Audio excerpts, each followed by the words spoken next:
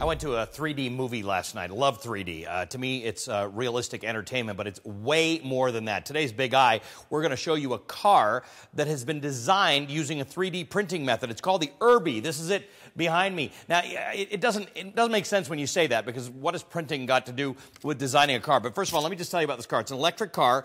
It's powered by both electric and gas motors. It gets 200 miles per gallon on the highway, 100 miles per gallon in the city. This was part of the Progressive Auto X Prize competition. You've heard me talk about the X Prize here. This is being presented at the SEMA Auto Show in Las Vegas this week. I want to introduce you to the guys behind it. They can explain to me and to all of us together what this 3D printing method is. Jim Core is the project leader of the Irby project in Las Vegas. Jeff Hansen, they're not from Las Vegas, they're there for SEMA.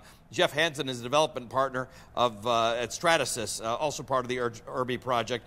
Jeff, let's just talk about this. I'm having trouble understanding, I sort of get it now after studying it, but what the relationship is between printing and 3D and the development of a car.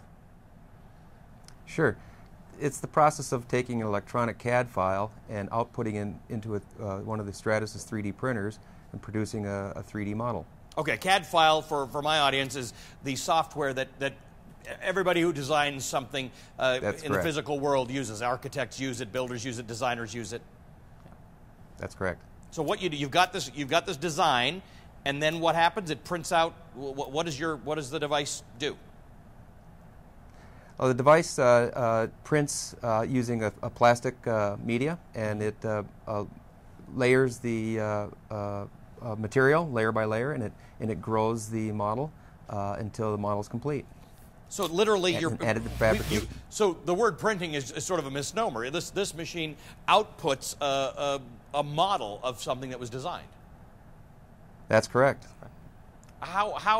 Jeff, just tell me a little bit more about the evolution of that process. This has been, I've seen it, I know it's used in other sorts of designing, but this is the first time it's been used in designing a car. That's correct. We see this as a revolutionary technology that will be growing into manufacturing in the future. It's the process of additive fabrication, building geometries layer by layer to complete the complete 3D model.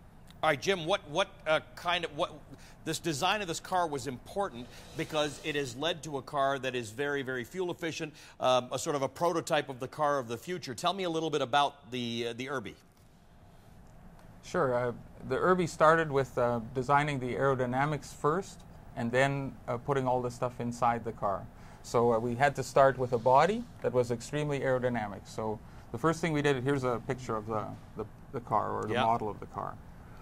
The first thing we did was we sculptured this body in clay, and that was in the real world, so we could kind of touch the shapes. Yep. Then we had it scanned and put it in the computer. Mm-hmm. And once we had the model in the computer, then we had CD Adapco do the aerodynamics on it and make sure that the aerodynamics was correct. Mm-hmm. And once we knew that, we turned it into about 10 different panels, like the doors, the front fenders and all that. And then we made this model. This is a rapid prototype model coming from the computer file. So this is the first time we see it in real. And this is quite normal. So that is the model that is generated by that computer file, that CAD file that goes through that machine. Wow. That's correct. Yep. So this is the first time we see it in the physical world after the That is the model. equivalent of me photocopying something. That's right. That's right. And then the real innovation, if you will, or the new thing that's happening is we're going to make these panels now full scale. So they actually become the panels on the body, and we have a panel to show you. We're going to show you this quarter panel on the inside here. And here's the full scale. And this is put out by this, what you are referring to as a printer, this unit that takes the software and then creates this thing. This is put out by a machine that does that. That's correct. That's correct. This was the 3D printed model. That is absolutely incredible. What does this do? Sorry, keep that up. Keep that up there, Jim. So you've got this. It looks to me like the aerodynamics of this thing are pretty clear. Without being an engineer myself, it looks like there's nothing to hold to sort of confront the wind on this car. Well, this is the most aerodynamic practical car that we're aware of, a coefficient of drag of 0.15. And that's why it can achieve, is that the reason why it can achieve 200 miles per hour on the highway and 100 miles in the city? Or is it a combination of that and what? It's primarily aerodynamics, but you also need very thin tires, you need a very low weight, and you don't need any excess horsepower, because excess horsepower takes horsepower to carry it along with you. Jeff, is this scalable? Can we be seeing cars designed and panels for vehicles made using this sort of technology? Is it likely to even be cost effective in the future? Yes, this is scalable. We do small components to very, very large components in the aerospace and automotive industries.